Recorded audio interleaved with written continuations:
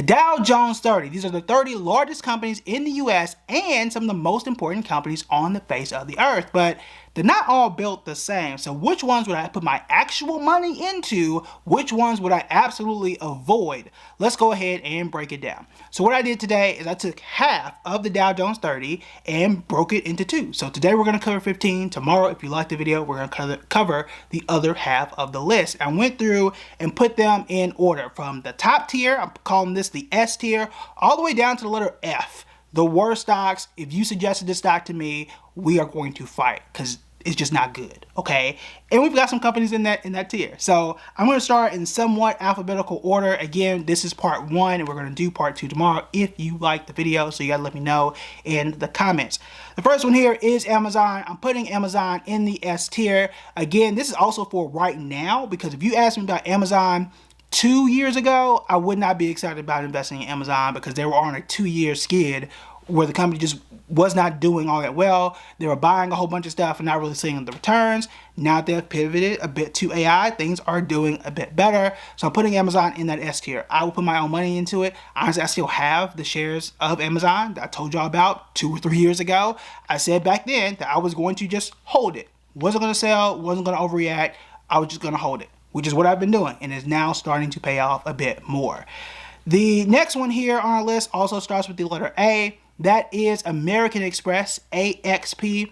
I'm also putting this in the S tier. They are one of the best, most unique credit card companies out there. I've done an entire video ranking all the credit card companies out there, so this should not be that much of a surprise. They have beaten the stock market from over the last 6 months, over the last year, and they're doing quite well. My only concern here is how are they going to be impacted if Capital One Discover do actually merge? I don't know how that's going to impact them. Now, immediately when this news was announced, if I'm not mistaken, every other credit card company stock dropped because that would be a major competitor. It would absolutely shift the landscape there. I don't know how likely it's going to be. I'm also not an attorney. I'm not a mergers and acquisitions expert. But as an economist, I can tell you, and someone who just watches the stock market every single day, I don't think it's going to happen. And I'm using Spirit and JetBlue as a little bit of a blueprint. Yes, it's a different industry. It's not one-to-one. I absolutely know that. But that's just how I see it. I really don't think it's going to go through. But I also wouldn't bet my money on whether or not it's going to go through. But I would invest in American Express, at least for the short term, maybe for a year, and then we can see what happens after that and whether that merger goes through or does not. Next here is Boeing. Where do you think I'm going to put Boeing? Where do you think I'm putting Boeing near the bottom of this list. So I'm putting it in the D tier category. It hadn't been great. It could be great one day. I hope they get their stuff together and it does do well. Until then, it is in the D tier category. You know why. I've done an entire breakdown on Boeing and why I don't like it and where there may be some opportunity. But I'm putting it in the D tier category until they get their stuff together. They just are not good at their job in making planes. I'm sorry.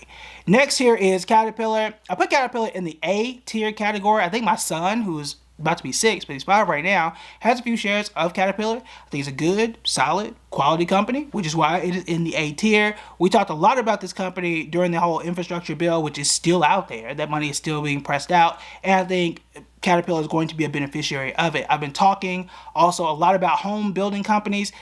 Caterpillar doesn't really fall into that category, but if we are going to be in a year where we are manufacturing and building stuff, buildings, bridges, homes, all that type of stuff, I think that Caterpillar is going to be a beneficiary of it. I think the returns have showed that too. Next here is Goldman Sachs. I put Goldman Sachs in the B category. It's fine. It's okay. It's really, to me, a stock I would hold, not a stock I would buy. So if I have it now, I'm just hold on to it and hopefully something great will happen. But it's okay. Okay, Goldman Sachs did not do what I expected it to do 2 years ago back in 2022 when we thought the interest rates were going to go up, and they did. But we expected banks to do well. That is what history told us. But then we had the Russian-Ukraine war. We had a threat of recession, and it just did not go well for banks. And I haven't recovered from that. Like emotionally, I have not recovered from that, even though we did make a pretty big shift and did a whole video about, hey, I don't think finance is working. Let's go into a different direction. But Goldman Sachs, if I got it, I'll hold it. I'm not super excited. I wouldn't pick it up, right? It's not something I would go out and buy and be excited about buying. Next here on our list is Home Depot. I'm putting Home Depot in the C tier category. It's there. Ugh. Like, I'm probably not going to lose money on it, but I'm probably not going to make that much money on it. Based on where banks are paying right now, we've done an entire video on how much banks are paying from a savings rate perspective. You know, I can get 3 or 4%, close to 4% anyway, by putting in a savings account and having no risk. I might as well do that. That's how I'm looking at a company like Home Depot. It's there. Yeah. Okay. It's not bad. And my expression may be worse than what it is. It's a C. You passed. It's okay. You made money. Okay. But I think you could have made it in a better way with less risk in a savings account in this particular case, based on how Home Depot has been doing recently. Next here on the list, we have INTC, that is Intel. Intel is a B tier stock. I think it is good, it's solid. If I had it, I would continue to hold. The reason why I didn't bump it up and put it in the A tier category is because there's just so many stocks that are not in the Dow Jones, but they do exactly what Intel does, but they'll make way more money doing it. You know some of those names. Broadcom, that's AVGO is the stock symbol there. You know about NVIDIA, Lam Research Corp. I mean, just blowing Intel out of the water from a returns perspective. If I got Intel, I'm happy about it. I ain't mad, right? That's why it's in the B tier, but I just feel like I can do better. If you get a B, you can do better, okay? That's all I'm saying, all right? So the next one, as we keep going down the list, is Johnson & Johnson. It's the first time on this list that we land in the F tier. Johnson & Johnson, what are we doing here? What are we doing here? I ain't got nothing to say about Johnson & Johnson. So I do have one quick thing. They were supposed to do a split. I think it was a 3-way split, not a stock split, but a company split. They were going to have like a medicine division, pharmaceutical division, and like a diaper division. Who cares? Whatever happened, it ain't working. The stock is terrible. It's in the F tier. Next question. Next here is McDonald's. I've got McDonald's in, as I'm checking my list here, I've got McDonald's in the C tier category. Right? I feel like I could do better by doing a lot of things very easily here for McDonald's. If I'm going to pick a food stock, then you know I'm going to go with Chipotle here. But Chipotle is not in the Dow 30. Next here is 3M. MMM is the stock symbol. MCD was for McDonald's. But for 3M, not a fan. You are also down there with Johnson & Johnson in the F tier category. There's no way that you should be losing money in the stock market, in my view, with all these companies doing so well. Okay, picking 3M is just not, it's not the move for me. Now, interestingly enough, they make good, important products. I mean, sticky notes. Hello, like people love sticky notes. I love sticky notes. Look, all these books that I've read have sticky notes littered through them everywhere. Okay, I'm with 3M from a consumer perspective, not from a stock market perspective. Get out of my face. Next here is Travelers Insurance. Travelers, if you ask me to, if you quiz me right now and gave me a multiple choice test or just had me write in all of the Dow Jones 30, Travelers would not have been on that list. They kind of fly under the radar. I do actually own shares of Travelers, which is why they're in the A tier category, because insurance is starting to make a swing back. It is usually a pretty good and stable business, which is why Warren Buffett has so much money in insurance companies as well. I ranted about insurance companies at one point in time, and I kept holding, and they are continuously paying off for me. So Travelers here in the A tier category. I do like the company. Next here is United Healthcare. I don't know what's going on here.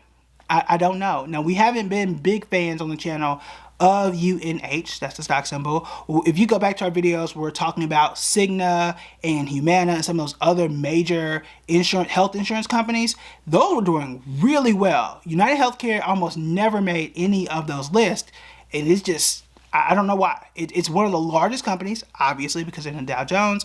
But if you look at any of the major index funds, the S&P 500, the Vanguard Total Stock Market Fund, you're going to see United Healthcare using the 8 or 9 spot in terms of value. It's one of the biggest companies out there. And it just has not done nearly as well as some of these others that are on this list. So I'll put them in the D tier category. Not great.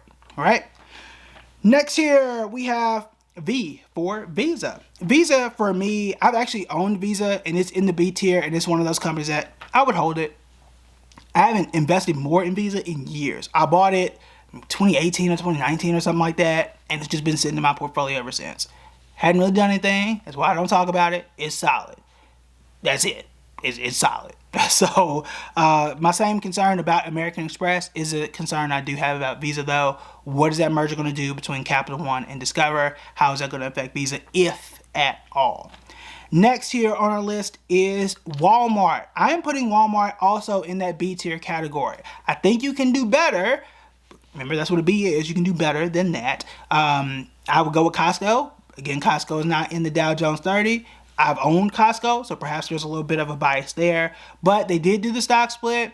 We do know on average that in the year after they do that stock split, the stock does rise about 25% on average. We're going to see if that's going to be the case with Walmart. If I got Walmart, I'm not complaining. I think it's an okay, solid stock. And then we move on to our last one. The last one is Microsoft. You know why I'm putting Microsoft. It is in the S tier, one of my favorite stocks of all time. Was it in alphabetical order? No, it was not. Okay, but I would absolutely put Microsoft there. Again, still right now, the most valuable company on the face of the earth. We'll see how long it is going to remain there, but they are a leader in AI. We know where they are from the cloud computing space and the hardware space and everything in between. But what are some companies that you should add to that list, to this top tier list? You want to check out this video right here, and you want to let me know, do you want part 2 of this video?